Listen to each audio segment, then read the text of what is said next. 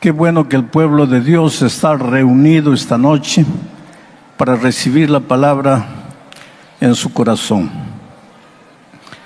Ustedes, cada uno, es lo más precioso que Dios tiene en esta vida. Si ustedes pudieran entender cuánto son amados por Dios. A veces cuando la vida nos maltrata, porque esta vida es cruel, es dura, es injusta muchas veces.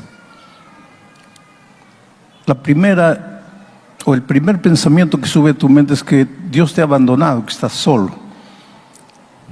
No es verdad. Si tuvieses la capacidad de ver el mundo espiritual, verías ahí a Jesús a tu lado llorando contigo. Nunca tendremos palabras para agradecer a Dios por cuán bueno es para con nosotros. Vamos a orar. Amado Padre que estás en los cielos, yo creo que desde el cielo, Señor, y aquí mismo en la tierra, ángeles están alabando tu nombre este momento junto con nosotros. Y tú contemplas a estos hijos aquí en Lima. Cada persona que está aquí tiene su historia. Cada uno en algún momento de la vida pasa por momentos dolorosos, tristes, de derrota, de fracaso, de lágrimas, pero también momentos de alegrías, de júbilo, de gratitud. Estas personas están aquí no solo para oír tu palabra, sino trayendo sus luchas, sus dramas, sus problemas para colocarlos en tus manos.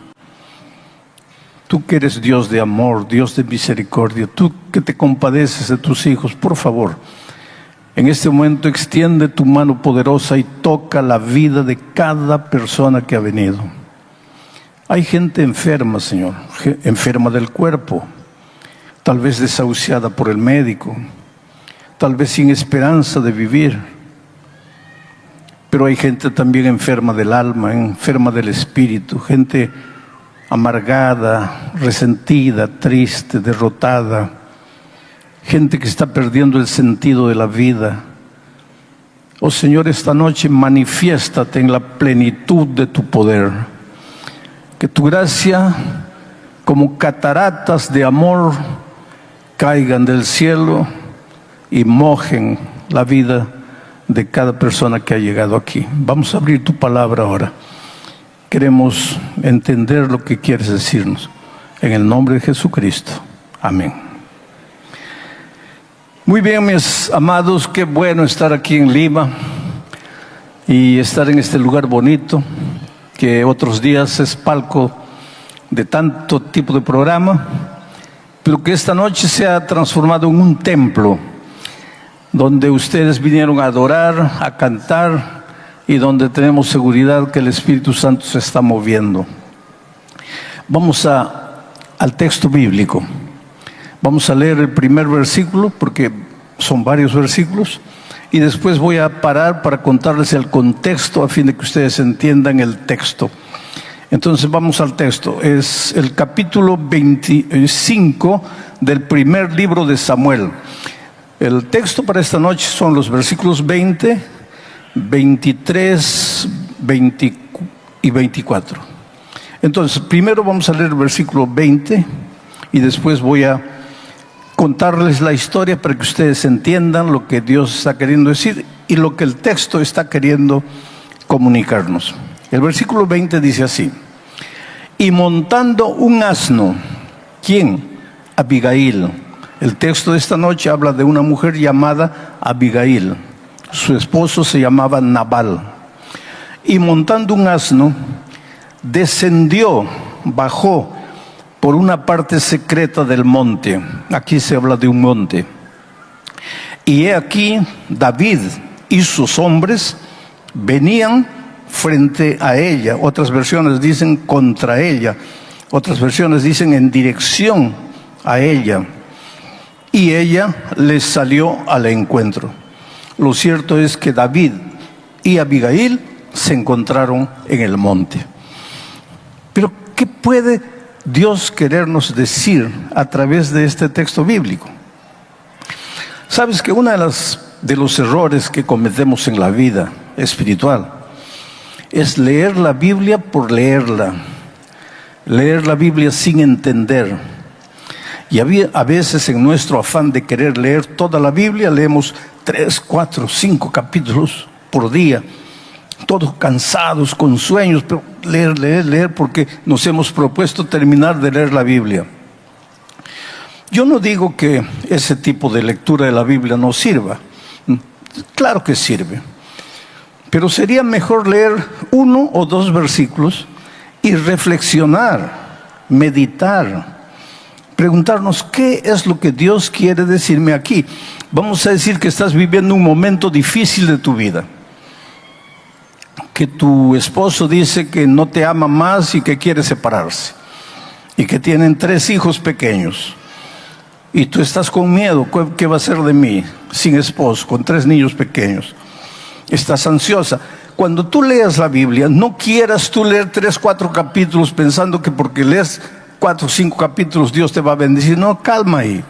Lee un versículo, pero trata de entender para el drama que estás viviendo qué es lo que Dios te quiere decir en ese texto. Eso se llama reflexionar, pensar. El otro día me estaba preguntando a alguien: pastor, ¿usted lee un texto y comienza a sacar del texto ideas que a mí nunca se me ocurrió?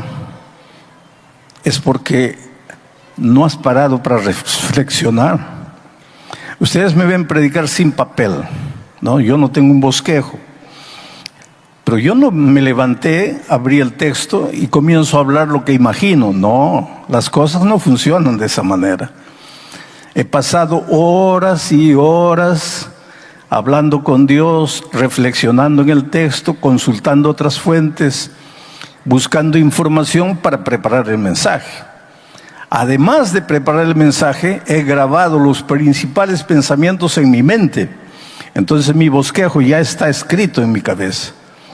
De tal manera que en lugar de estar mirando al papel, yo los estoy mirando a ustedes. Y por más que ustedes no se den cuenta, yo puedo ver sus ojos. Y yo puedo ver tu rostro. Y yo sé cuándo una frase que yo digo toca tu corazón. Y cuando algo que yo estoy hablando no te está llegando mucho. Y entonces yo puedo cambiar la dirección de mi mensaje, porque el propósito del mensaje no es predicar un bonito sermón. El propósito del mensaje es responder las inquietudes espirituales que tú tienes. Yo me voy a considerar un pastor agradecido, un predicador feliz esta noche, cuando tenga en mi corazón la certeza de que tú has entrado buscando respuestas y vuelves feliz y agradecido a Dios. Entonces el sermón ha cumplido su propósito. Entonces, cuando leas la Biblia, no seas apresurado. Y ahora quiero hablarte eso, del texto de esta noche. ¿Qué puede haber en el texto que leímos? Que Abigail se subió a un asno y estaba bajando por la montaña, y que David estaba subiendo por la montaña y se encontraron en el monte.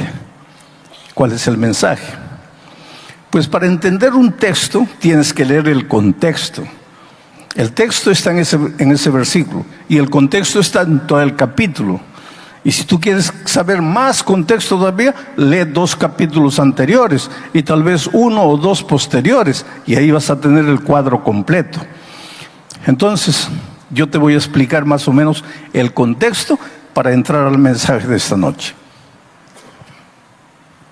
En el Valle del Carmelo, ¿te acuerdas del Valle del Carmelo? Fue el lugar donde Elías derrotó a los profetas de Baal. ¿Te acuerdas de ese incidente? Bueno, en el Valle del Carmelo vivía un hombre llamado Nabal.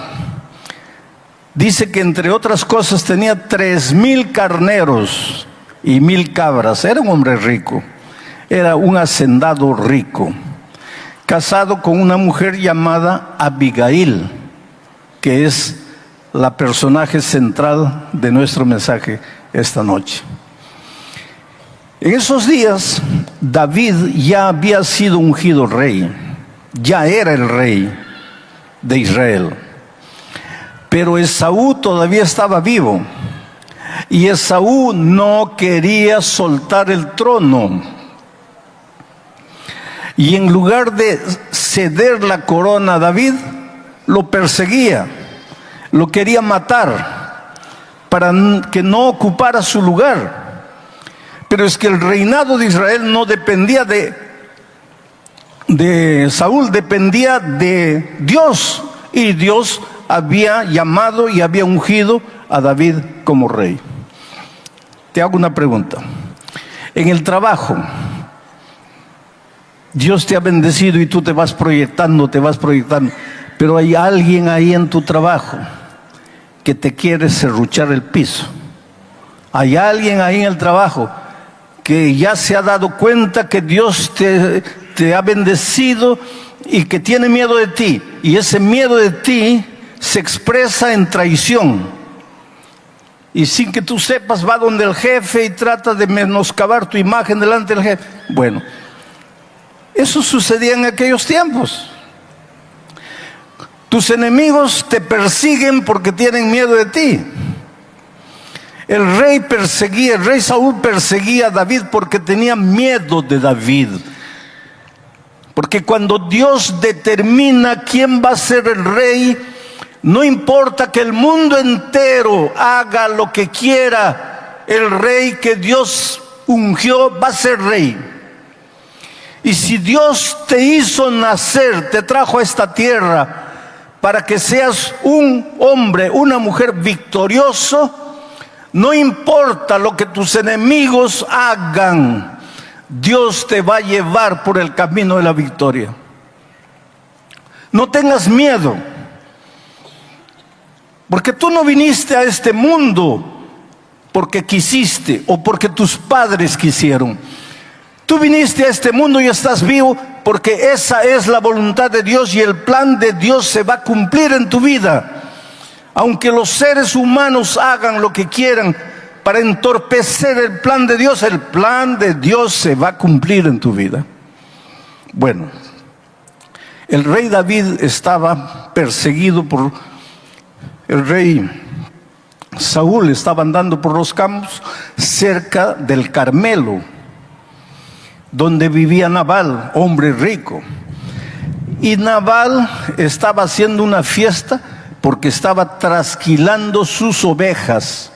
Y cuando los pueblos en aquel lugar, los hacendados, trasquilaban sus ovejas, hacían fiesta, preparaban un banquete, invitaban a los vecinos y hasta a veces al pueblo para que comieran de gracia y participaran de la alegría de la trasquila de las ovejas.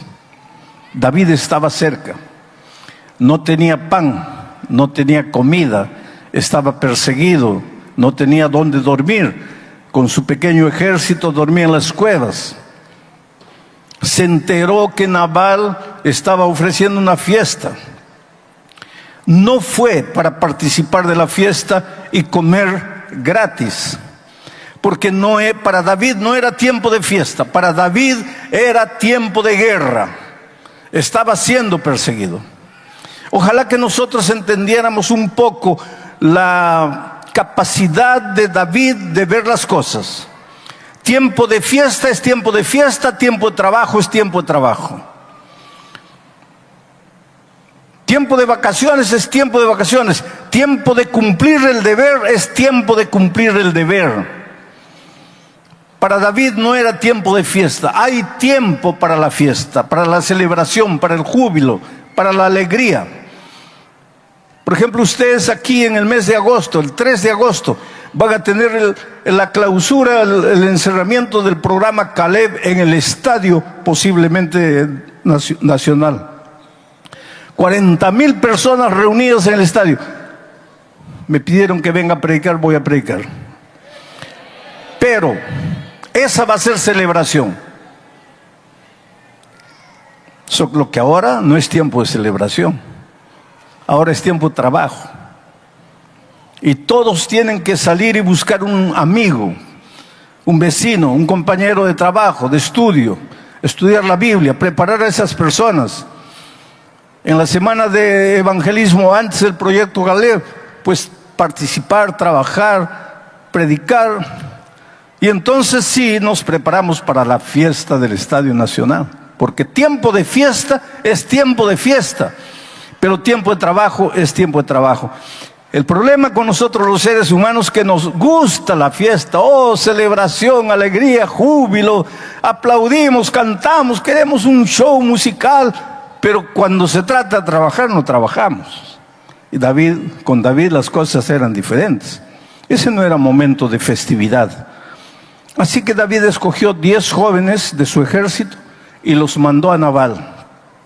Y les dijo, por favor, pídanle un poco de comida a Nabal, que es un hombre rico.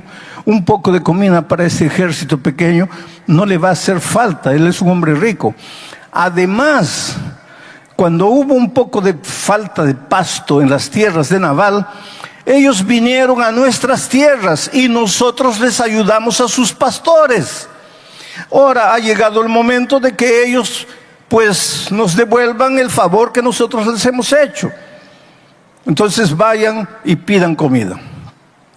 Y cuando los jóvenes llegaron a Nabal y le dijeron, venimos en nombre de David, este imprudente, necio Nabal, hombre rico, hombre orgulloso, vanaglorioso, hizo una pregunta interesante. ¿Y quién es David? ¿Y a mí qué me importa David? Me recuerda mucho la pregunta que Faraón le dijo cuando Moisés le dijo que había sido enviado para libertar al pueblo de Israel. Faraón preguntó, ¿y quién es Dios? ¿Y a mí qué me importa Dios? El atrevimiento de un hombre que no tiene a Dios en su corazón, el atrevimiento de un pequeño, minúsculo ser humano que se atreve a desafiar a Dios. ¿Quién es Dios? Y en este caso de Nabal, ¿quién es David? ¿A mí qué me importa David? Y los 10 mensajeros volvieron a David con el informe y le dijeron, mira, vamos a buscar ayuda en otro lado porque este hombre dice que ni te conoce, dice que ni sabe quién eres tú, no quiso ayudarnos. David era el rey, había sido ungido rey y era un rey amoroso.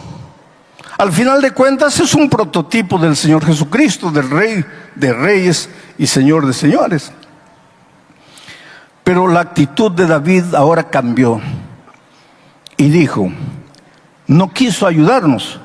Entonces ahora vamos a tomar todo por la fuerza, porque al final de cuentas todo lo que él tiene pertenece al reino. Y agarró su pequeño ejército y se dirigió hacia el Carmelo para tomar por la fuerza. Venía ahora la destrucción para Nabal y su gente. Pero un hombre de Nabal se enteró que ahora el rey venía, y ya no venía en son de paz, ya no venía con amor, ahora venía con justicia. Y ese hombre de Nabal corrió a la esposa de Nabal, Abigail, y le dijo, mira, tu esposo le negó ayuda al rey y ahora el rey viene a tomar por la fuerza todo y nos va a destruir. Entonces Abigail preparó comida, mandó hornear pan, agarró frutos secos, entre ellos higos, llenó en bolsas, en canastas, y se dirigió al encuentro del rey David. Y ahí viene el texto. Voy a pedir que coloquen el texto, nuevamente el texto inicial, el versículo 20. Ahí viene el texto. Digo, ahí viene el texto, espero que venga. Llegó, muy bien. ¿Y qué dice el texto? Y montando un asno, ¿quién? Abigail, con los panes que había preparado, con los frutos secos que tenía. montando un asno, descendió por la parte secreta del monte. Y he aquí, David y sus hombres venían frente a ella, en dirección a ella. Y ella salió al encuentro de David y sus hombres. Y este fue el encuentro de una mujer que venía a interceder por su esposo necio que le había negado al rey, de una mujer dispuesta a reconocer al rey como rey, y el encuentro del rey. Ahora yo les hago una pregunta, sin forzar el texto. ¿Ustedes se acuerdan de un monte donde el Rey de Reyes se hizo hombre, perseguido por los hombres, castigado por los hombres, herido, coronado de espinos, sangrando, subió la cuesta de un monte? ¿Para qué? Para encontrar pecadores cargados de culpa y morir por ellos y perdonarlos. En el monte Calvario nos encontramos nosotros, pobres, miserables pecadores, sin derecho a la vida, con el Rey de Reyes hecho hombre, que vino a morir en nuestro lugar la muerte que nosotros merecíamos. Miren la figura maravillosa del Antiguo Testamento proyectándose hacia el futuro, hacia el Nuevo Testamento. Ahora viene el versículo siguiente. Leamos. Y cuando Abigail vio a David, voy a pedir que dejen un poquito de tiempo el texto ahí. Y cuando Abigail vio a David, no vio a un hombre perseguido, aunque David estaba perseguido. Cuando Abigail vio a David, no vio a un hombre con hambre, aunque estaba con hambre. El Señor Jesucristo en esta tierra dijo: las zorras tienen cuevas, los pajaritos tienen nido, pero el Hijo del Hombre no tiene dónde apoyar su cabeza. Pero Abigail tuvo la capacidad de no ver a ese hombre sin cuevas, sin nido. No vio a un hombre perseguido. Tuvo la capacidad de ver al rey, al futuro rey de Israel. Y cuando Abigail vio a David, vio al rey, no dice el texto, pero el contexto nos dice, porque dice el texto: vio a David, se bajó prontamente del asno y postrándose sobre su rostro delante de David, se inclinó a tierra y se echó a sus pies. Y después le dijo: Señor. Mientras Nabal no tuvo la capacidad de ver en David al futuro rey, su esposa Abigail vio a un hombre perseguido, pero no vio a un hombre perseguido. Tuvo la capacidad de ir más allá y ver al rey, al redentor del ser humano. Oh, queridos, para muchos el Señor Jesucristo no pasa de un gran revolucionario social. Para otros no pasa de un gran maestro. Para otros no pasa de un político revolucionario de aquellos tiempos. Para otros es la fuente de una filosofía maravillosa que podría transformar el mundo. Pero yo te pido esta noche, cuando dirijas tus ojos al Señor Jesucristo, trata de verlo primero como tu Redentor, como tu Salvador, como el Dios que te ama, a quien tú le importas, el Dios que dejó su trono allá en el cielo y vino a esta tierra para humillarse y descendió a lo más profundo, se hizo siervo, y no solo siervo, murió la muerte de un delincuente. ¿Para qué? Para salvarte. ¿Y por qué? Porque le importas. No importa quién seas tú. Cuando en tus noches tormentosas la conciencia te acuse, te atormente, te diga que por la manera como estás viviendo tú no mereces el amor de Dios, Mira la cruz del Calvario. Si tú no merecieras el amor de Dios, el Señor Jesucristo no habría derramado su sangre en la cruz del Calvario. Tú eres valioso. Tu valor no se mide por la ropa que vistes. Tu valor no se mide por la apariencia de tu rostro. Tu valor no se mide por tus bellos ojos azules. Tu valor no se mide por tu estatura, ni por tu cuenta bancaria, ni por tu posición social, ni por tu grado de instrucción. Tu valor se mide por la sangre preciosa que el Señor Jesucristo derramó en la cruz del Calvario. Oh, cómo eres valioso. Una de las primeras cosas que necesitas hacer en la vida para crecer es aceptar que eres valioso, porque el Señor Jesús te ama.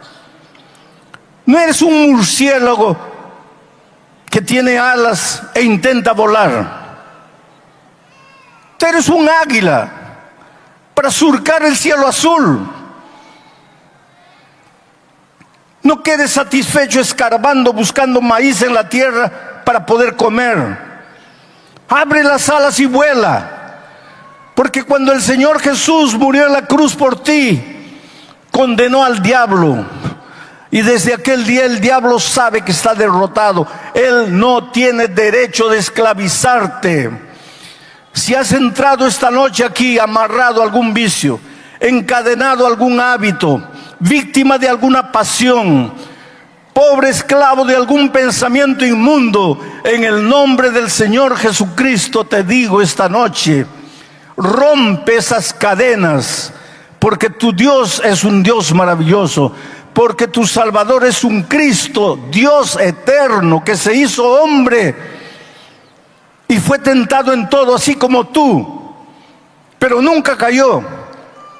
Y no cayó para probarte que es posible vivir una vida victoriosa en esta tierra.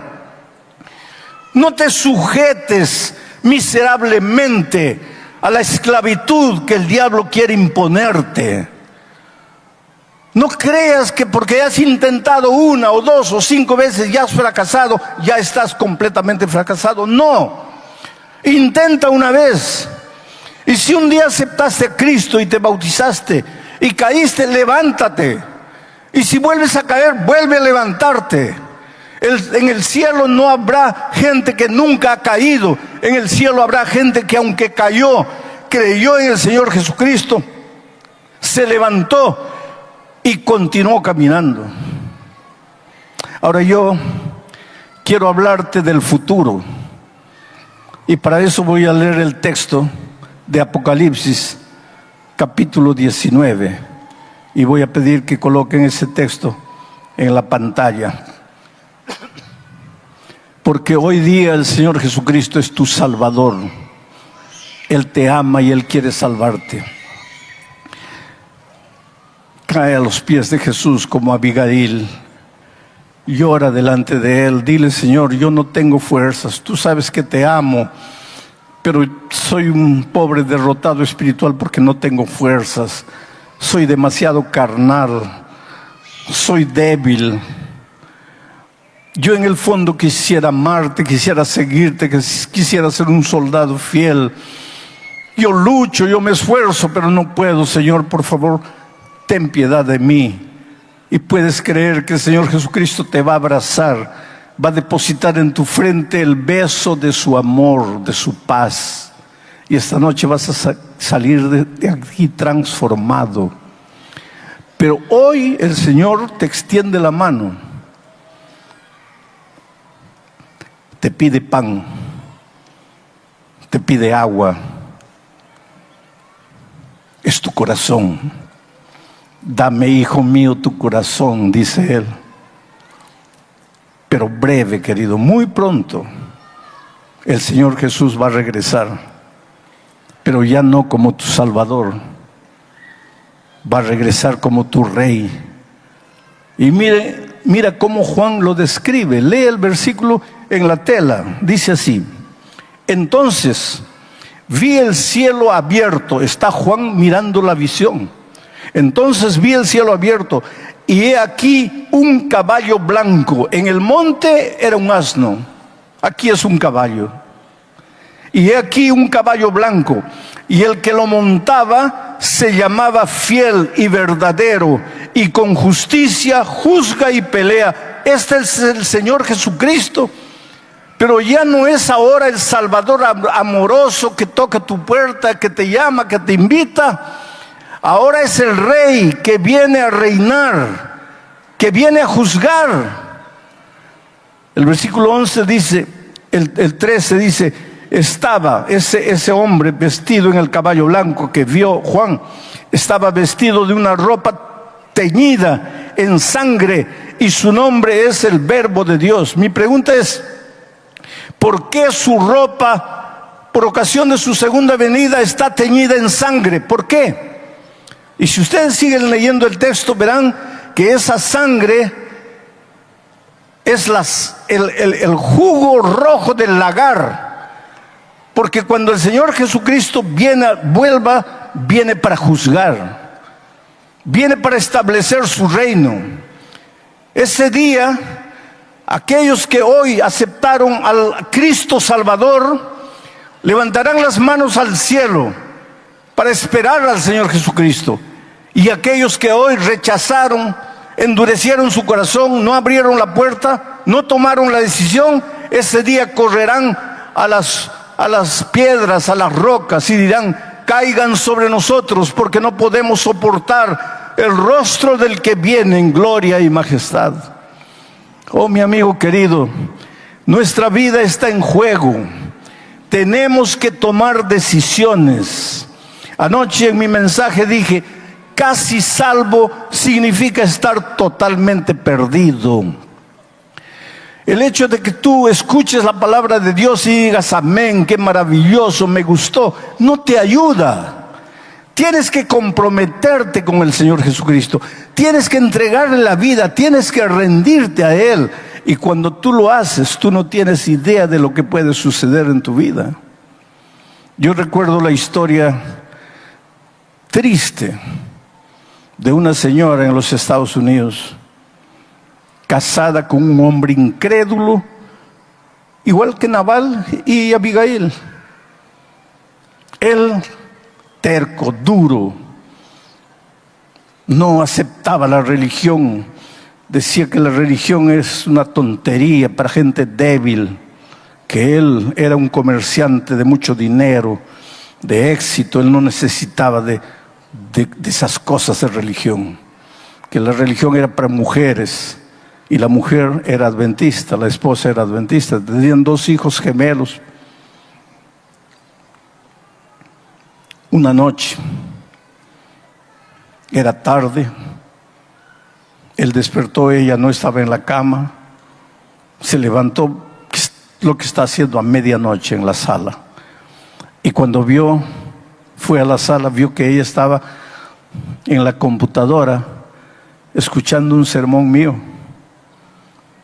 Y él agarró la computadora y la tiró al suelo y la pisoteó, la reventó.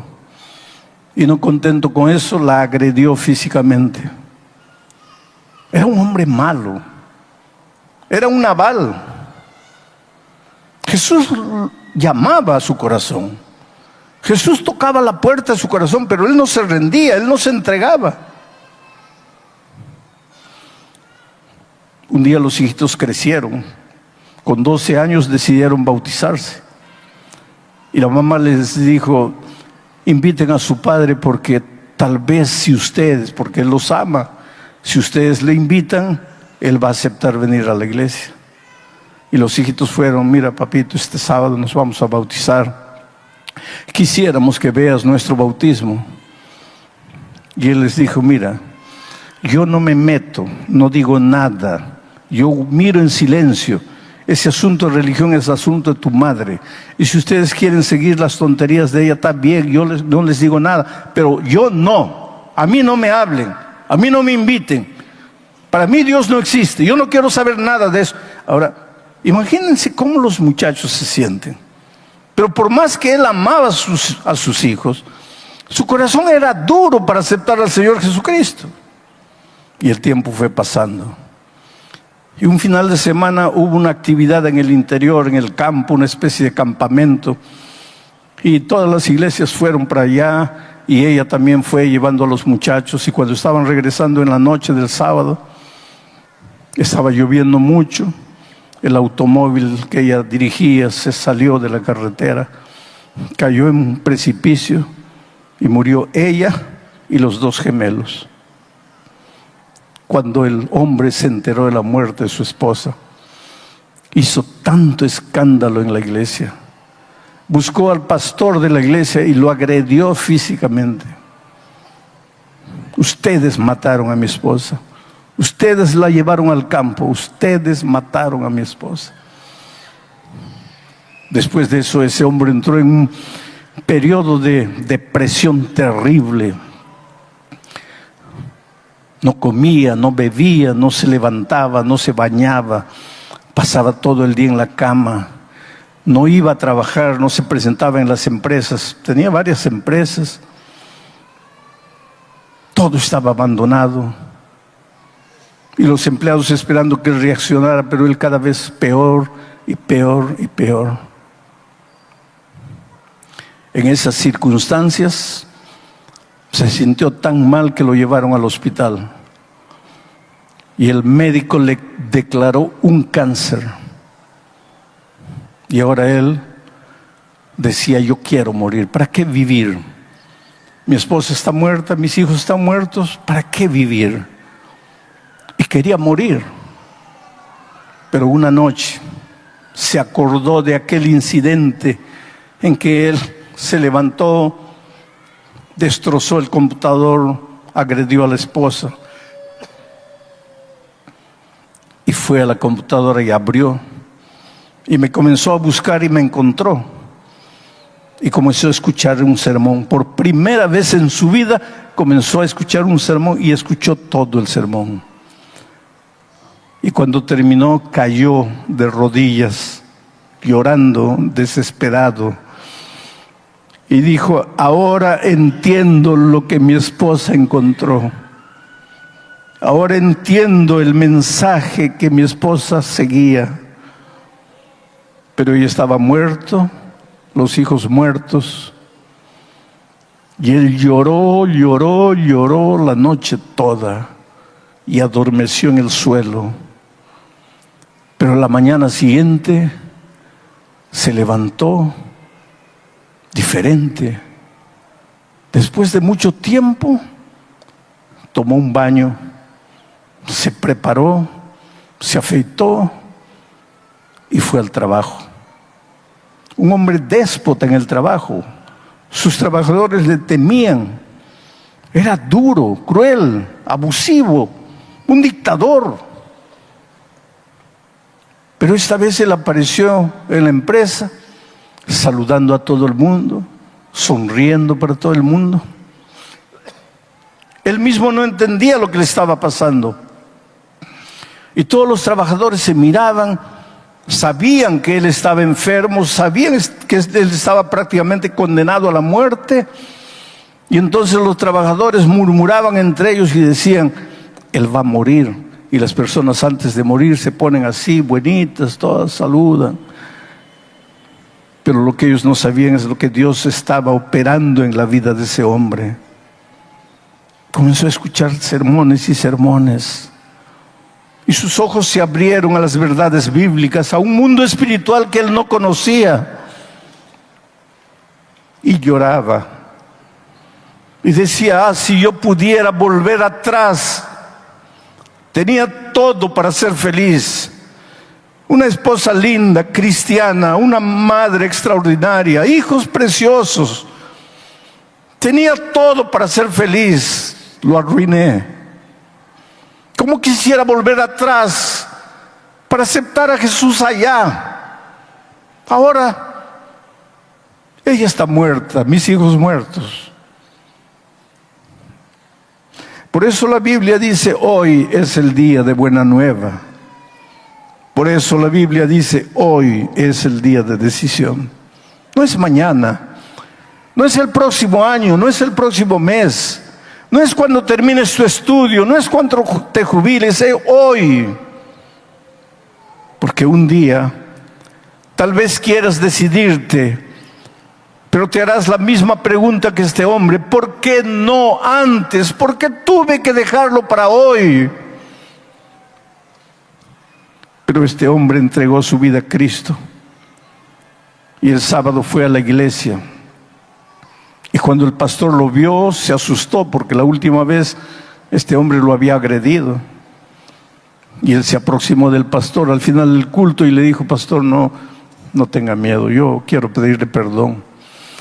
Yo no sabía lo que estaba haciendo. Y le contó su historia, le contó lo que estaba pasando. Y el pastor lo abrazó. Poco tiempo después él se bautizó. Sus trabajadores empezaron a amarlo porque él realmente había cambiado. Era una especie de padre para sus trabajadores. Y cuando llegó al final de año dijo: mira, ustedes reciben fielmente su sueldo, su 13º salario y todo, pero he decidido dar tanto por ciento de mis ganancias para dividirlo entre ustedes como dividendos. Una actitud extraordinaria, generosa, que la ley no exigía de él. Pero quiso compartir lo que tenía de alguna manera con las personas que daban su vida para construir esa empresa. Era un hombre completamente diferente. Fue al médico para el control médico y el médico le dice: ¿qué estás tomando? Nada. No, tienes que estar tomando alguna cosa fuera de los remedios que yo te doy. ¿Qué estás haciendo? Nada. Le dice: entonces te voy a pedir que hagas otro examen porque algo está mal. Y él hizo otro examen y algunos días después el médico le dijo: mira, tenemos que hablar, si tú quieres que yo te ayude, tenemos que hablar bien claro. Dime, ¿qué es lo que estás tomando? ¿Qué es lo que estás haciendo? Porque no es normal lo que está pasando contigo. Pero yo le digo: doctor, no estoy haciendo nada. La verdad es que no estoy ni siquiera tomando los remedios que usted me da, porque yo estaba completamente desmotivado para vivir. Y el médico le dijo: entonces te voy a pedir que vayas con otro médico y hagas la consulta con él y hagas otros exámenes con él. Es un especialista. ¿Pero por qué, doctor? No te voy a decir nada. Primero haz la otra consulta. Y fue. Y algunas semanas después de unos exámenes completos, el segundo médico le dijo: mira, todos estos exámenes que me trajiste del primer médico dicen que al inicio tú estabas con cáncer, pero en tus últimos exámenes tú no tienes nada, tú estás sano, tú no tienes cáncer. Y yo he hecho los exámenes y estoy comprobando, tú no tienes nada, tú estás sano. Ese hombre salió, ni se despidió del doctor, fue a la casa y esta vez ya no lloró.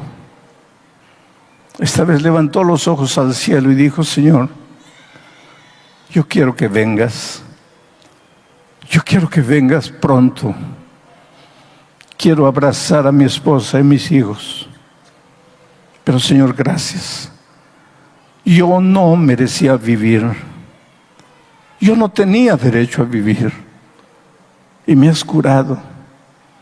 Ahora, por favor, cúrame del alma. Ayúdame a tener paz en el corazón. Hoy es un hombre transformado por el poder de Dios. A veces encuentro gente que me dice: pastor, los milagros bíblicos ya no existen. Claro que existen, queridos. Yo viajo por el mundo y veo en tantos países cosas prodigiosas que Dios hace. ¿Y por qué no lo hace conmigo? Porque los milagros divinos ocurren cuando Dios quiere, con quien Dios quiere, porque Dios quiere. No son atribuciones humanas, son atribuciones divinas. Entonces no pidas explicación a Dios. pero Él te puede hacer el milagro interior, curar del alma, para que tú enfrentes, curado del miedo, curado del dolor interior, para que tú enfrentes las luchas de la vida y te vuelvas un vencedor. Por eso esta noche te voy a hacer una invitación. Esta invitación es para que vengas al monte del Calvario, trayendo tus cuitas, tus penas, tus dolores, tus angustias, tus tristezas, montado en tu asno, para encontrarte con el Rey y Señor de señores, que ahora es tu Salvador. Para encontrarte como Abigail se encontró con David. Muchos de ustedes ya se han preparado para el bautismo, ya han estudiado la Biblia. Todavía no se han bautizado, pero ya han estudiado la Biblia y podrían bautizarse inclusive esta noche. Pero muchos de ustedes no han estudiado todavía la Biblia, pero han venido y han aceptado a Cristo como su Salvador esta noche y quisieran decirle: Señor, yo quiero continuar estudiando tu palabra y un día quiero prepararme para el bautismo. Sea cual sea tu casa, ¿sabes lo que te voy a pedir? Voy a pedirle a la joven que venga para cantar, porque mientras ella canta, yo voy a pedir que tú te levantes en el nombre de Jesucristo y vengas aquí adelante entregándole la vida al Señor Jesús. Yo no sé quién eres, yo no sé cómo te llamas, pero si sientes que el Espíritu de Dios te está llamando, por favor, deja la galería ahí arriba, deja la galería aquí abajo y ven. Pregunto, ¿quién es la primera persona que se levantaría? Hola, mi amigo querido, qué alegría. Vamos a la lección número 2 para el 13 de julio del año 2024. El título de la lección es Un día en el ministerio de Jesús. Y el propósito de la lección es mostrar en la versión de Marcos cómo era un día típico en la vida, en el ministerio del Señor Jesucristo. Quiero decirte que Marcos no registra mucho las palabras del Señor Jesucristo. Marcos registra los hechos del Señor Jesucristo. Marcos está preocupado con las acciones, con lo que el Señor Jesús hacía. Es interesante que una de las palabras que se repite casi 50 veces es la palabra después o luego, en otras palabras, a seguir, porque Jesús está siempre de un incidente a otro, de un evento a otro, de una acción a otra, siempre moviéndose. Por eso Marcos presenta al Señor Jesucristo como siervo, vuelvo a repetir, no siervo de los hombres, sino como siervo de Dios, pero realizando un ministerio de amor entre los seres humanos. Bueno, vamos entonces a la primera parte del estudio bajo el título de Sígueme. Leo Marcos 1, 16 al 20. Andando junto al mar de Galilea. Aquí ya empezamos el relato de Marcos demostrando acción. Jesús andando, no sentado, no en la montaña hablando, sino andando junto al mar. ¿Quiénes estaban junto al mar? Los pescadores, el pueblo, los trabajadores. A Jesús le gusta estar donde tú trabajas, en la fábrica. Puedes creer que ahí en la empresa donde estás, el Señor Jesús está a tu lado, porque el Señor Jesús anda, camina, buscando los corazones, buscando, llamando a las personas. Andando Jesús, vuelvo a la lectura del texto, andando junto al mar de Galilea, vio a Simón y a Andrés su hermano que echaban la red en el mar, porque eran pescadores. Y les dijo Jesús: venid en pos de mí y haré que seáis pescadores de hombres. Y dejando luego sus redes, le siguieron. La primera vez que se registra la palabra le siguieron.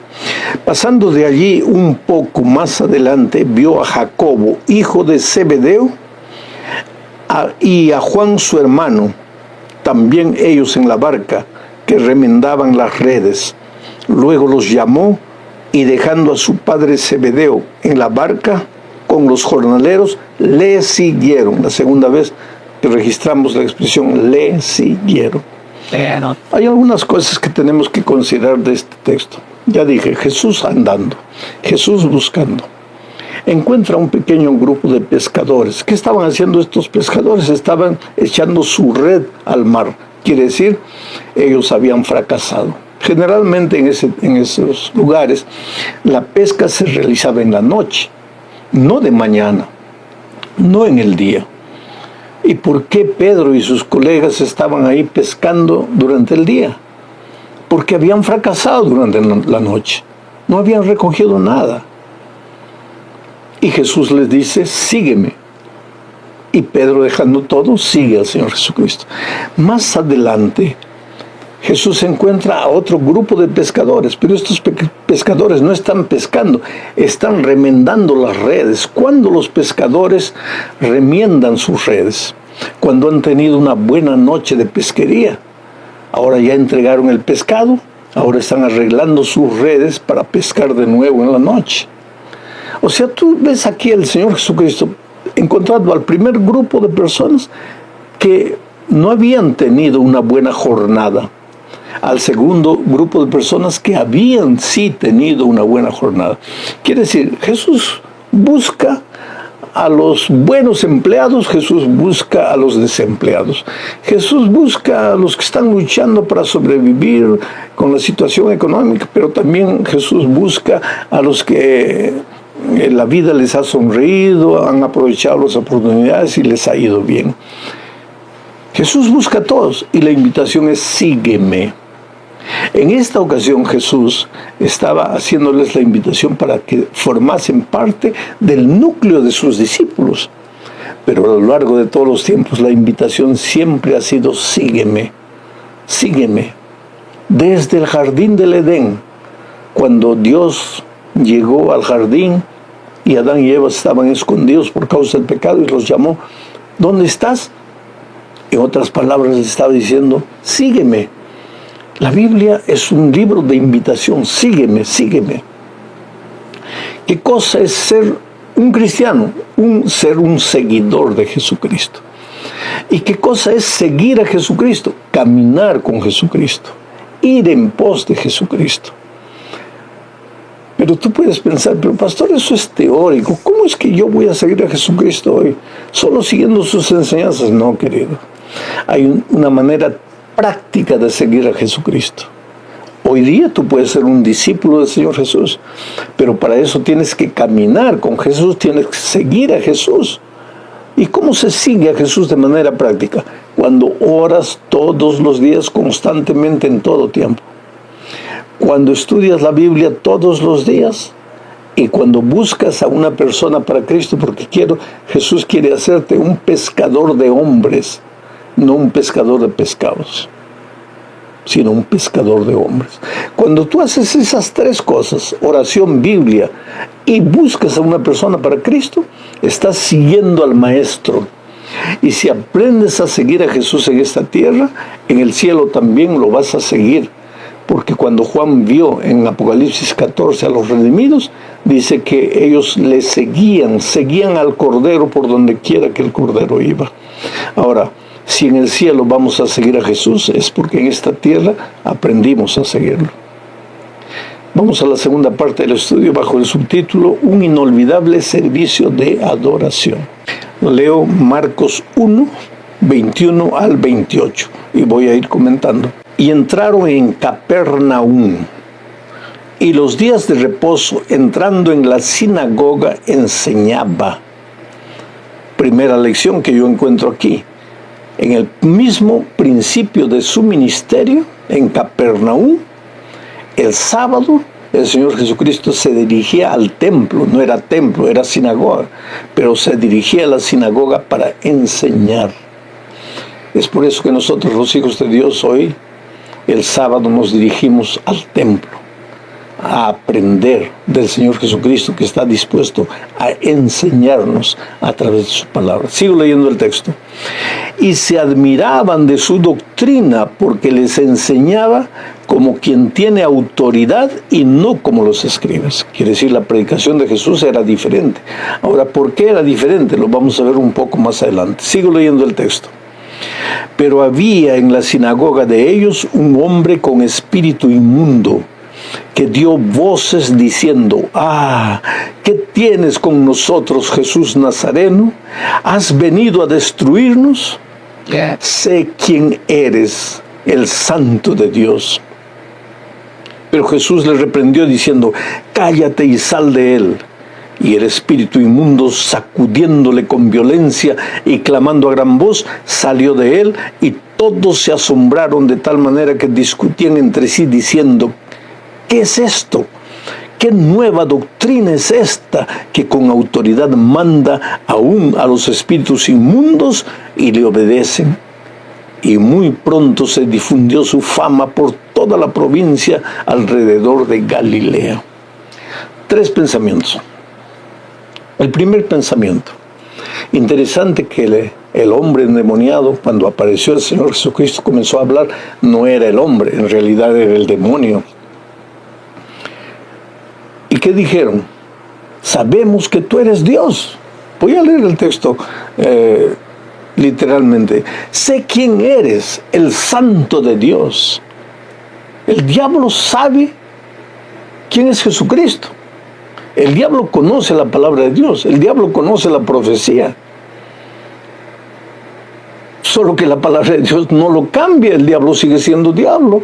Porque ¿de qué te vale conocer la palabra de Dios si no dejas que la palabra te transforme?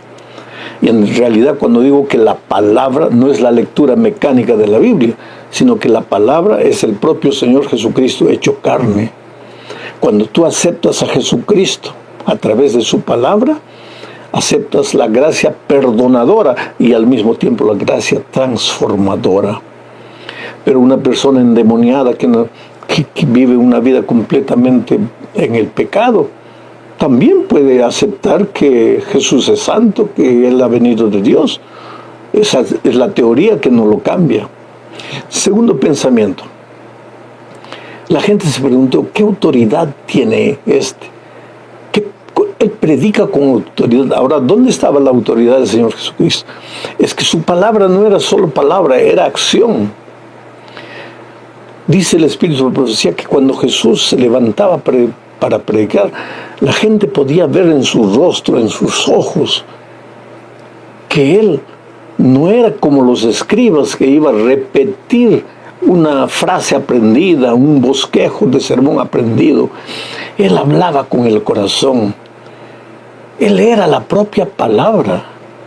Esa es la diferencia entre una predicación que transforma y una predicación que satisface el intelecto, la mente. Y cuando termina el sermón tú sales diciendo: ¡ay, qué bonito sermón! ¡Ay, me gustó el sermón! ¡Ay, me agradó el sermón!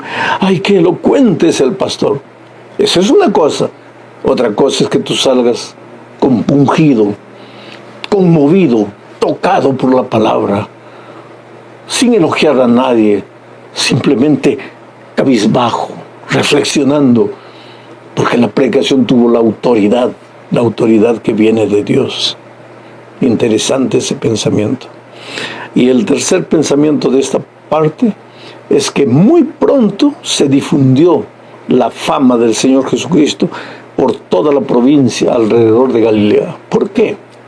Porque su predicación era poderosa, porque su predicación no consistía solamente en palabras, su vida, su corazón, porque Jesús era el hombre de Dios, era el Dios hecho hombre, venido a este mundo, y vivió como el Dios que era, hombre de Dios, varón de dolores, transmitiendo no solo una teoría, sino tratando de llevar a los hombres a vivir de una manera completamente diferente. Vamos a la tercera parte, bajo el subtítulo Más ministerio sabático. Marcos 1, 29 al 34. Dice: al salir de la sinagoga, vinieron a casa de Simón y Andrés con Jacobo y Juan, y la suegra de Simón estaba acostada con fiebre. Enseguida le hablaron de ella. Entonces él se acercó y la tomó de la mano y la levantó.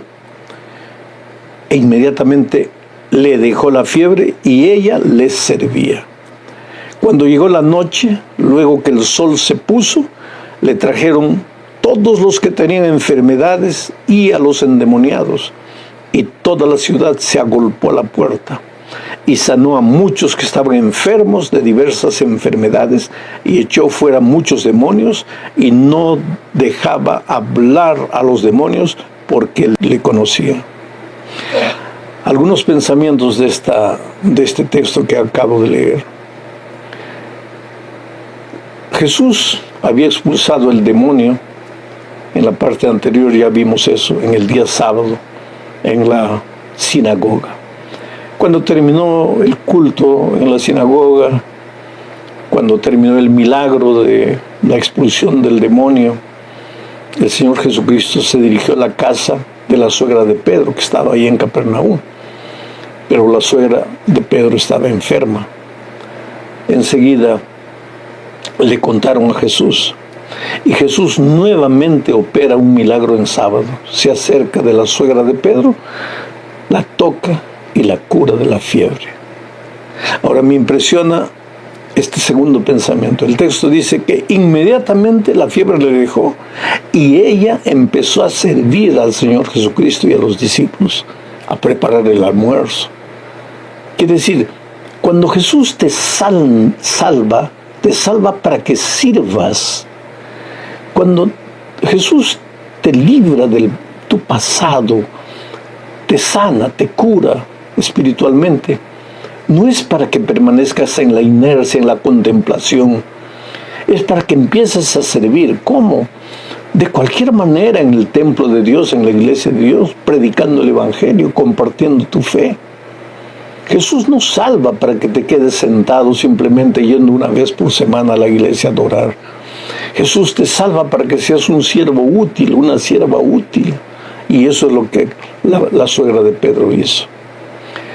Cuando llegó el final de ese sábado, allá en la puerta de la casa de la suegra de Pedro, había agolpado una multitud que traían ciegos, enfermos, cojos, endemoniados. Y Jesús curó, sanó, libertó a esa gente enferma.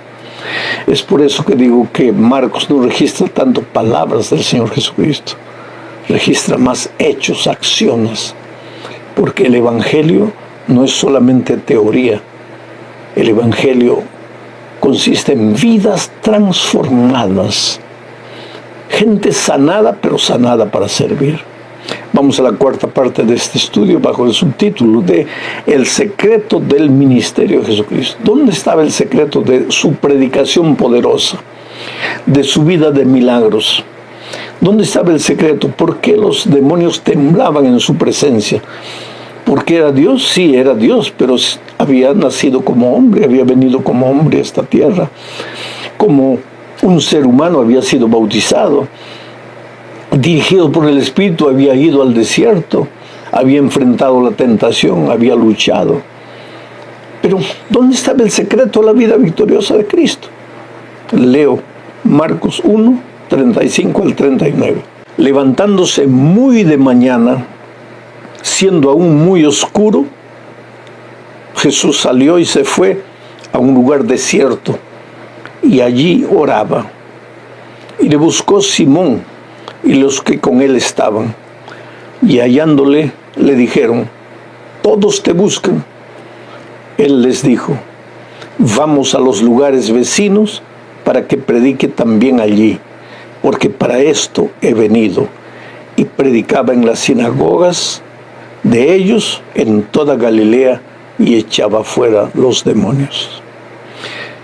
Nadie vivió como Jesús vivió, simplemente porque nadie oró como Jesús oró. A veces vivimos así tan envueltos en este mundo, que los amigos, que esto, que aquello, que lo otro. No tenemos tiempo para permanecer a solas. ¿Cómo es bueno retirarnos? quedarnos a solas con Jesús, conversando con Él, abriéndole tu corazón, diciéndole que eres un ser humano débil, que necesitas de la fuerza del Señor Jesucristo. Eso le va a dar poder a tu predicación, a tu palabra. Cuando vayas a contarle tu testimonio a otra persona, lo vas a hacer con poder, porque ese poder viene de tus momentos a solas con el Señor Jesucristo. Otra cosa interesante del texto que acabamos de leer: Pedro y otros llegaron a Jesús y le dijeron: Señor, hay mucha gente que te está esperando allá. Y Jesús le dijo: sí, pero no voy ahí, aquí. Vamos a otros lugares. Hay otra gente que necesita en otros lugares. ¿Y por qué? Porque en este lugar Jesús ya había hecho bastante trabajo. Las personas que habían sido convertidas y tocadas por el trabajo de Jesucristo, ahora tenían que ir buscando a otras personas y realizando también el ministerio que el Señor Jesucristo les había enseñado. Mientras Jesús y sus discípulos se trasladaban a otro lugar a evangelizar territorios nuevos. Esto nos enseña la lección. A veces tú estás 20 años en una iglesia. No quieres salir de esa iglesia. Pero hay otros lugares que no están evangelizados. ¿Por qué no te atreves a tomar unos 4 o 5 hermanos de esta iglesia y ir a plantar una iglesia en un nuevo lugar? Eso es lo que el Señor Jesús haría. Y no estar solamente en el mismo lugar siempre.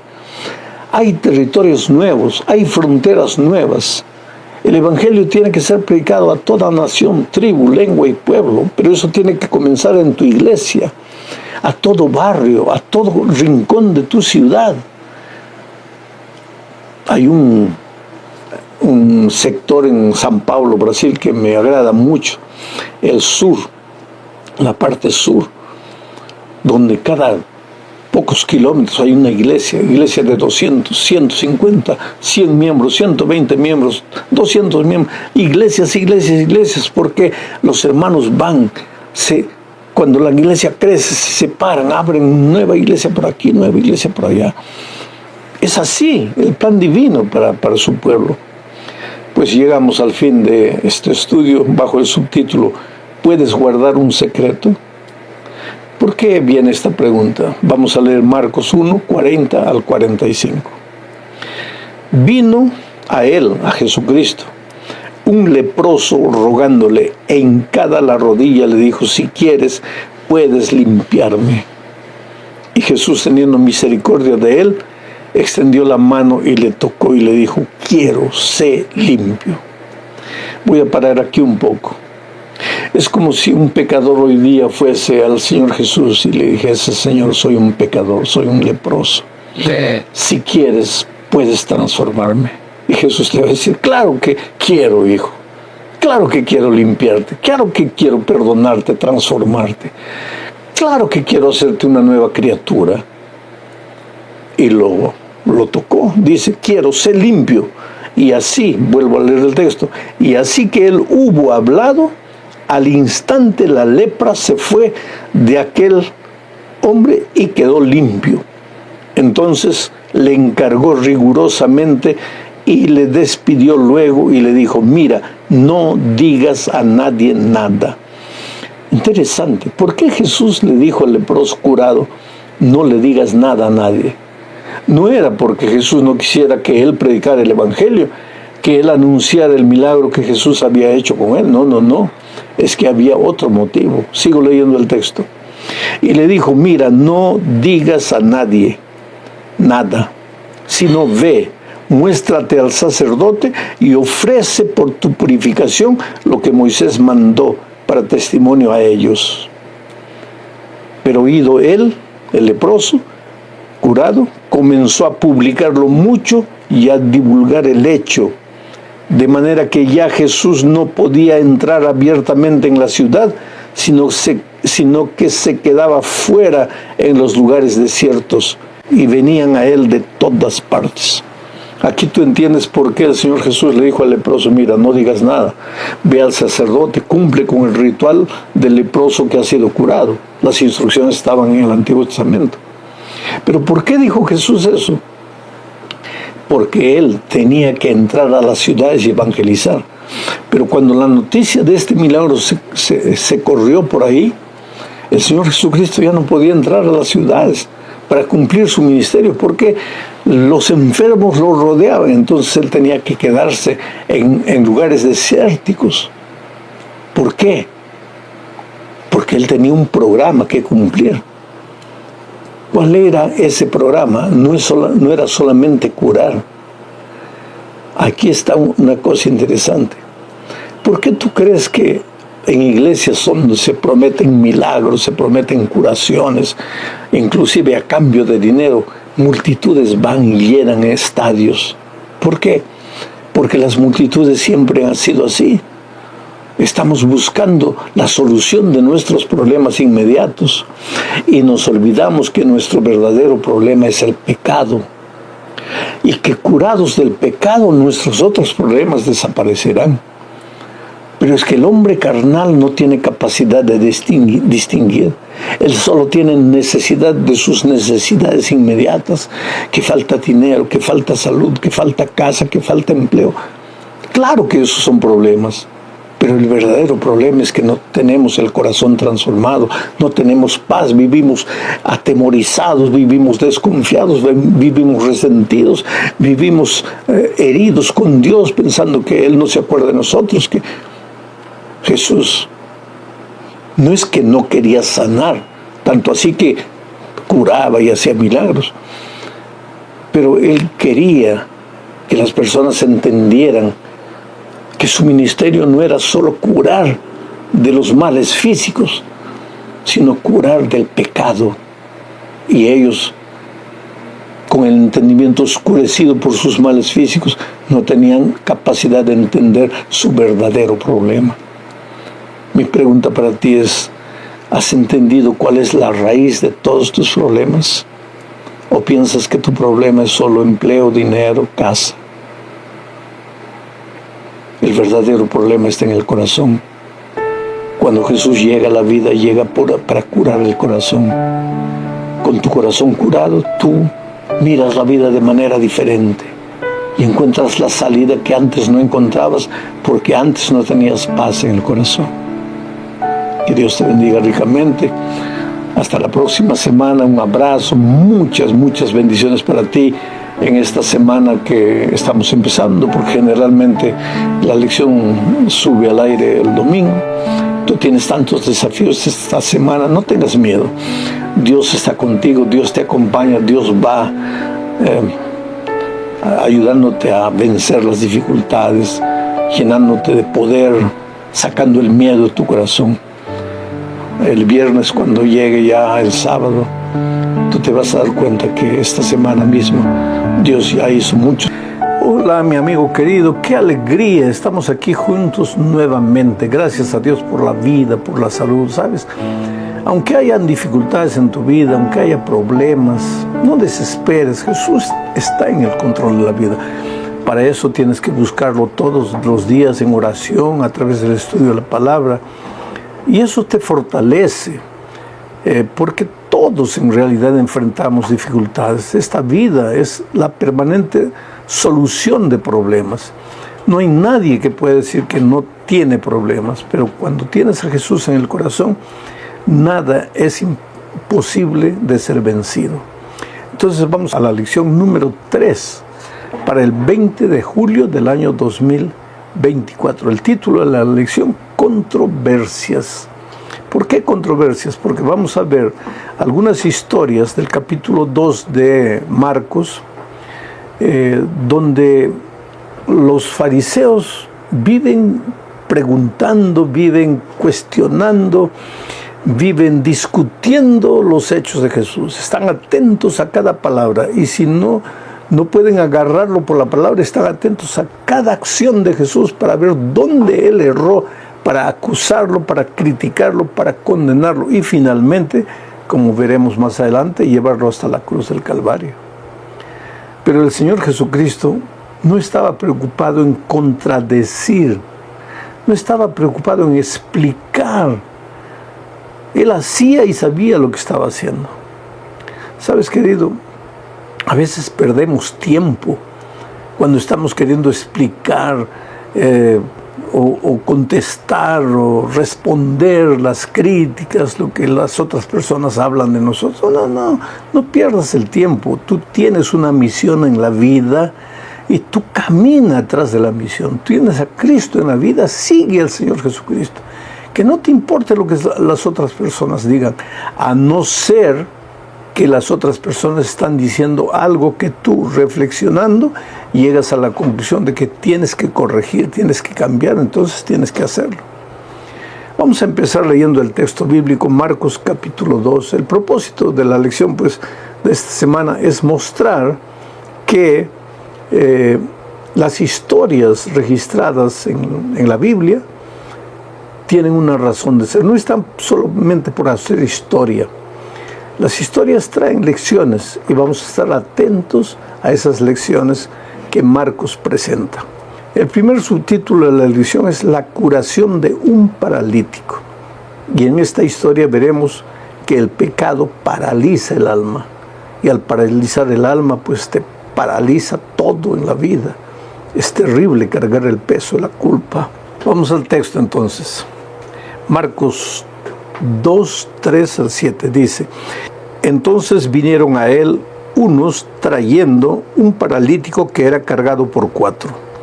Y como no podían acercarse a él, a Jesucristo, a causa de la multitud, descubrieron el techo de donde estaba y haciendo una abertura, bajaron el lecho en que yacía el paralítico. Al ver Jesús la fe de ellos, dijo al paralítico: hijo, tus pecados te son perdonados. Estaban allí sentados algunos de los escribas, los cuales cavilaban en sus corazones: ¿por qué habla este así? Blasfemias dice. ¿Quién puede perdonar pecados sino solo Dios? Sin embargo, querido, los judíos no sabían que Jesucristo era Dios. A los suyos vino y ellos no lo recibieron. Y en lugar de estar atentos para aprender, estaban atentos para criticar, para juzgar. Me impresiona que el Señor Jesucristo estaba en la casa y había gente por las ventanas, en la puerta, por todos los lados. Y cuando estos 4 hombres llegaron llevando al paralítico para ser curado por el Señor Jesucristo, no podían entrar. Nadie les permitía entrar. Entonces, ¿qué hicieron ellos? Mira la tenacidad, mira el deseo de querer ver a su amigo curado. Subieron al techo, hicieron un agujero por el techo, introdujeron al paralítico por ahí. Y el texto bíblico dice que al ver Jesús la fe de ellos, de los 4 que llevaron al paralítico, se dirigió al paralítico y le dijo: hijo, tus pecados te son perdonados. Me impresiona la expresión al ver Jesús la fe de ellos. Ahora, no quiere decir que Jesús curó al paralítico por causa de la fe de ellos. Jesús curó al paralítico por causa de la fe del paralítico, porque el paralítico creyó. Quiere decir, nadie puede creer por ti. Entonces, ¿por qué el texto bíblico dice, al ver Jesús la fe de ellos? Es que Jesús quedó admirado como esos 4 hombres amaban tanto a su amigo, sentían tanto dolor de verlo en esa situación, que hicieron un hueco por el techo. Eso es trabajo. Hicieron bajar por ahí al paralítico. Y Jesús admiró esta actitud. Admiró la tenacidad de estos hombres.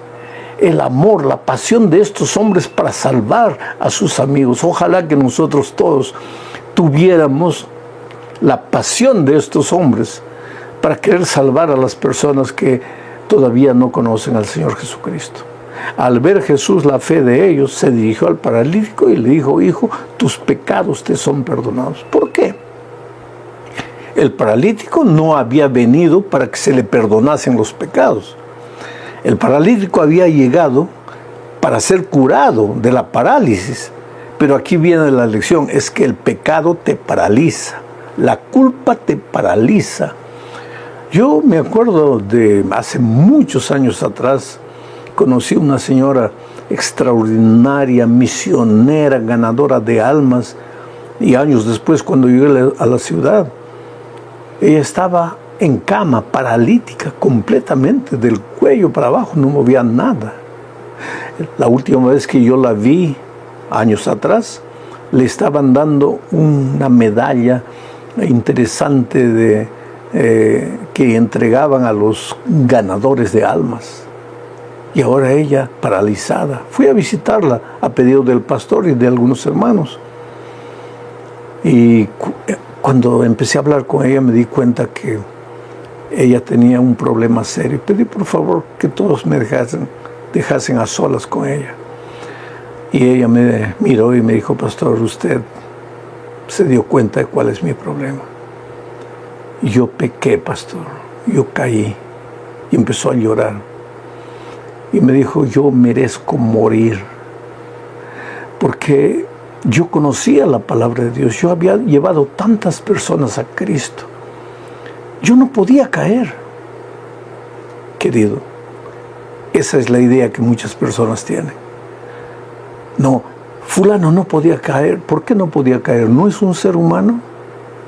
Cualquier ser humano, en el momento que se desconecta de Jesús, es propenso a caer, y esa mujer cayó. Y su mente le decía: mereces morir.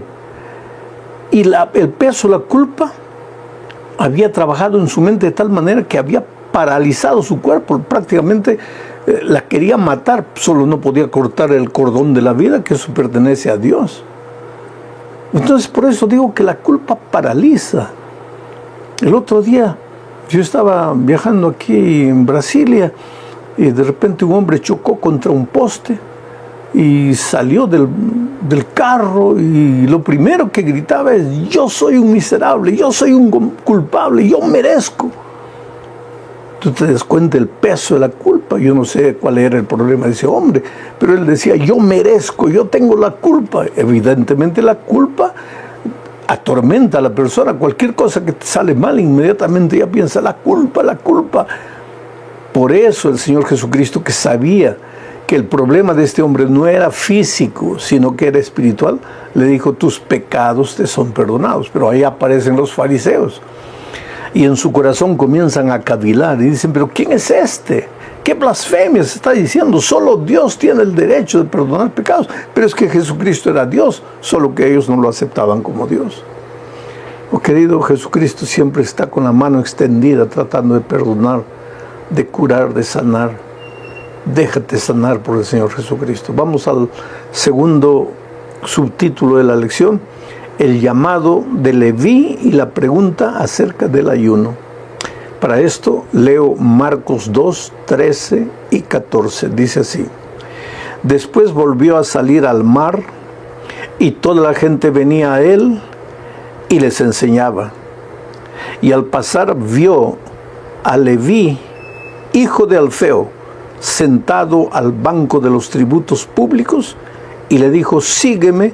Y levantándose le siguió. Este Leví era Leví Mateo, descendiente de la tribu de Leví, judío. Sin embargo, se había desviado de la fe. Ahora servía a los romanos como un cobrador de impuestos. Y los cobradores de impuestos en aquellos tiempos, al mismo tiempo que eran despreciados por el pueblo por cobrar impuestos, como tenían el dinero en la mano, malversaban fondos. La mayoría de ellos era corrupta. Por eso, cuando después Mateo ofreció un banquete en su casa, ¿a quién podría invitar? Si él invitase a los buenos ciudadanos, nadie iría, porque todos lo consideraban un publicano y lo consideraban un corrupto, un ladrón. Así que los que llenaron la casa de Mateo en esa cena de homenaje al Señor Jesucristo, de agradecimiento al Señor Jesucristo, pues eran sus amigos, otros cobradores de impuestos, otra gente mala. ¿Y qué hicieron los judíos? Inmediatamente comenzaron a criticar al Señor Jesucristo. este se reúne con pecadores, este se junta con publicanos. En el primer caso del paralítico, Jesús curó, Jesús lo libró al paralítico de la culpa y los fariseos inmediatamente, ¿quién es este? Es Dios. Ahora Jesucristo llama a un publicano para que lo siguiera. El publicano se entrega al Señor Jesucristo. Más tarde veremos que Mateo escribe el Evangelio de San Mateo. Un hombre transformado, un hombre convertido, invita a sus amigos para que conozcan a Jesús. Y ahora vienen los fariseos a criticarlo, a condenarlo. ¿Por qué se junta? ¿Por qué se viste de esta manera? ¿Por qué se conduce de esta manera? ¿Por qué se porta de esta manera? En lugar de entender que el Señor Jesucristo había venido a morir por los pecadores, a salvar por los pecadores, ellos que se consideraban demasiado justos, critican al propio Señor Jesucristo. O tú dirás, oh querido, pero ya los fariseos ya pasaron de moda, ya se quedaron en la historia. No, querido. Los fariseos continúan vivos, criticando, juzgando. ¿Por qué dijo así? ¿Por qué hizo esto? ¿Por qué? ¿Por qué? ¿Por qué? Porque siempre fue así. Ahora, si el Señor Jesucristo se hubiera distraído a estar discutiendo con ellos, habría perdido el tiempo. Bueno, entonces los fariseos le hacen una pregunta al Señor Jesucristo. ¿Por qué tus discípulos no ayunan? Porque los judíos ayunaban tradicionalmente 2 veces por semana. Pero parece que los discípulos del Señor Jesucristo no ayunaban. Ahí el Señor Jesucristo les presenta una ilustración para hacerlos pensar. Jesucristo trata de explicar para ellos que hay diferencia entre la religiosidad y la espiritualidad. Ser una persona espiritual es una cosa y ser un hombre religioso es otra cosa. El religioso está preocupado por las formas de la religión. El hombre espiritual está preocupado por las cosas del fondo, por la verdadera raíz del problema. Entonces leo ahora Marcos 2, 12 y 22. Dice así: nadie pone remiendo de paño nuevo en vestido viejo. De otra manera, el mismo remiendo nuevo tira de lo viejo y se hace peor la rotura. Y nadie echa vino nuevo en odres viejos. De otra manera, el vino nuevo rompe los odres y el vino se derrama y los odres se pierden. Pero el vino nuevo en odres nuevos se ha de echar. En primer lugar, yo quiero colocar ahí en la tela, ustedes van a ver un odre. Un odre era una vasija preparada de cuero, cosían por los lados. Tú estás viendo la figura ahí. Y ahí se guardaba líquido, se guardaba agua para ir al desierto bebiendo agua. Y también se colocaba el jugo de uva para ser fermentado y producir vino. Pero para que el jugo de uva se fermentase, pues se hinchaba. Y hinchaba el odre. De tanto usar el odre quedaba viejo. Y si tú colocabas vino nuevo, o sea, jugo de uva, y tapabas eso en un odre viejo, al hincharse el vino, al fermentarse, el odre viejo se rompía. Entonces nadie coloca vino nuevo en odre viejo. Y en el ejemplo del paño, Jesús dice, nadie para parchar una ropa vieja coloca un pedazo de paño nuevo. ¿Por qué? Porque en la primera lavada, en esos tiempos los paños no tenían la técnica de hoy. En la primera lavada el paño se encogía. Y si tú habías remendado un vestido viejo con un paño nuevo, después de la primera lavada, al estirarse el paño, pues rompía el vestido. Lo que el Señor Jesús estaba queriendo decir aquí, oye, no estés preocupado con la forma de las cosas, preocúpate con el fondo. que si ayunó, que si no ayunó. ¿Cómo está tu relación con Cristo? ¿Cómo está tu vida espiritual? No andes preocupado por lo que los hombres pueden ver, preocúpate por lo que solo Dios puede ver y que está en tu corazón. Naturalmente que si estás en armonía con Dios, con sus enseñanzas, lógicamente eso se va a notar en tu vida exterior. Porque que alguien diga, estoy bien con Cristo, y vive una vida exterior desreglada, qué bien con Cristo estás. Pero por otro lado, puedes vivir preocupado en mostrar una vida bonita por fuera cuando no tienes nada por dentro. Bueno, vamos a la tercera parte, el Señor del sábado. Nuevamente controversia con los judíos, ahora en torno al sábado. Leo Marcos 2, 23, 24 y 27 y 28. Dice así: aconteció que al pasar él, Jesucristo, por los sembrados, un día de reposo, sus discípulos andando comenzaron a arrancar espigas. Entonces los fariseos le dijeron, mira, ¿por qué hacen en el día de reposo lo que no es lícito? También les dijo, el día de reposo fue hecho por causa del hombre y no el hombre por causa del día de reposo. Por tanto, el Hijo del Hombre es Señor aún del día de reposo. Está hablando del sábado aquí. Hay mucha gente que piensa que Jesús vino a abolir el sábado. No, no, no. Él vino a cumplir el sábado. Él inició su ministerio en la sinagoga de Capernaum. Un sábado entró al culto dando ejemplo a las personas de que el sábado es un día especial para ser dedicado al Señor. Alguien me dijo el otro día, pero yo puedo dedicar todos los días al Señor. Gloria a Dios si puedes dedicar todos los días a Dios. Pero el sábado es el día especial de comunión con Cristo, de adoración, donde el pueblo de Dios va a la sinagoga, al templo en este caso, a adorar al Señor Jesucristo. Pero los judíos, ellos habían como que endiosado al sábado. En lugar de ser el sábado un día de reposo para ellos, era un día para estar controlando las reglas, que no puedes hacer esto, que no puedes hacer aquello. Y cuando los discípulos de Jesús un día estaban recogiendo espigas de trigo en la carretera mientras se dirigían a su destino, y estaban con hambre, ellos vinieron, los fariseos, a criticar al Señor. ¿Por qué? ¿Por qué hacen esto? Y el Señor Jesucristo les dice, oiga, el Señor Jesús, Él mismo, es el Señor del sábado. Ustedes están preocupados con la forma, pero no están preocupados con la esencia. Ahora, no contentos con esto, porque este incidente sucedió en el campo, ellos fueron ahora a la sinagoga, al templo. Y mira lo que dice Marcos capítulo 3, versículos 1 al 4. Otra vez entró Jesús en la sinagoga, y había allí un hombre que tenía seca una mano, y le acechaban para ver si en el día de reposo les sanaría, a fin de poder acusarle. Entonces dijo al hombre que tenía la mano seca, levántate, ponte en medio.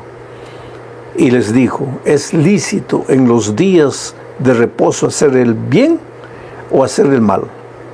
¿Salvar la vida o quitarla? Pero ellos callaban. Interesante. Fueron los fariseos que colocaron al hombre enfermo en la sinagoga, porque sabían que Jesús iba a ir a la sinagoga en sábado. Y porque sabían que Jesús no dejaría de hacer un milagro. Y tendrían ellos oportunidad de criticarlo y condenarlo y juzgarlo, porque ellos, vuelvo a repetir, seguían a Jesús no para aprender, sino para criticar, juzgar. Y el Señor Jesucristo sanó al enfermo. Y entonces los fariseos, ¿cómo haces eso en sábado? Y Jesús hizo una pregunta para ellos. ¿Es lícito hacer bien el sábado? ¿El sábado es para cruzarse de brazos y no hacer nada? ¿El sábado es para dormir todo el día en la cama? ¿O el sábado es para hacer el bien? Cuando tú guardas el sábado y estás guardando en el nombre de Dios, haces el bien.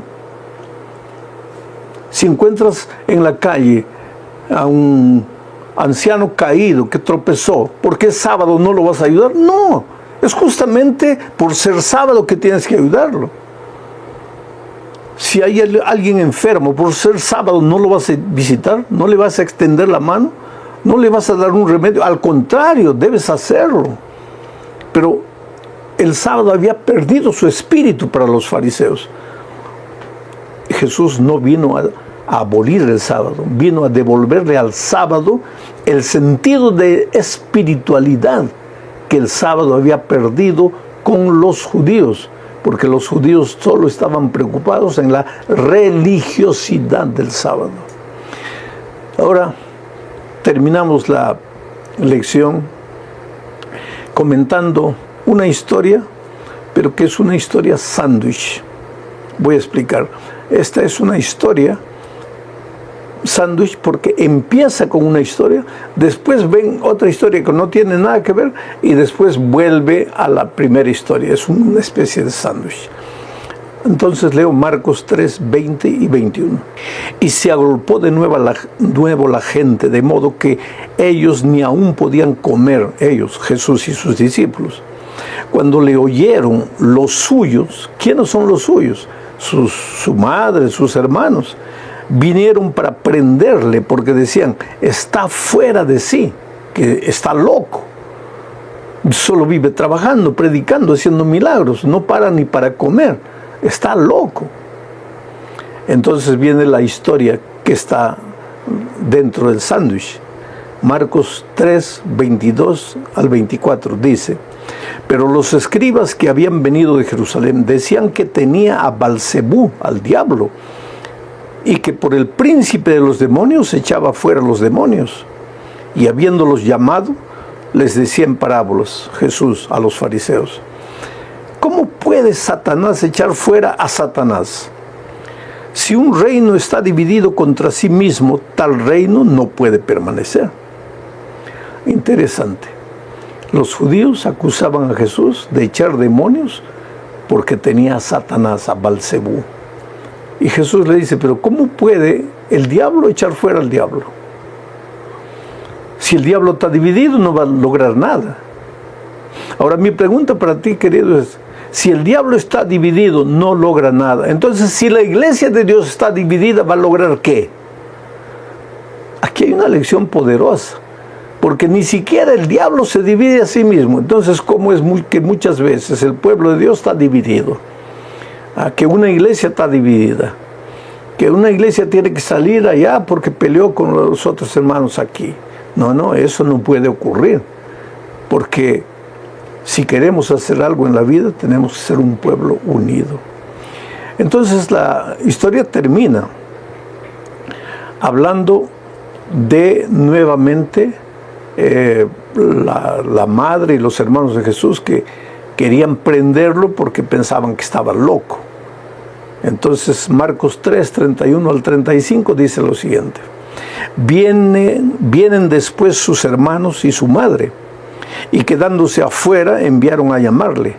Y la gente que estaba sentada alrededor de él, de Jesús, le dijo, tu madre y tus hermanos están afuera y te buscan. Jesús les respondió diciendo, ¿quién es mi madre y mis hermanos?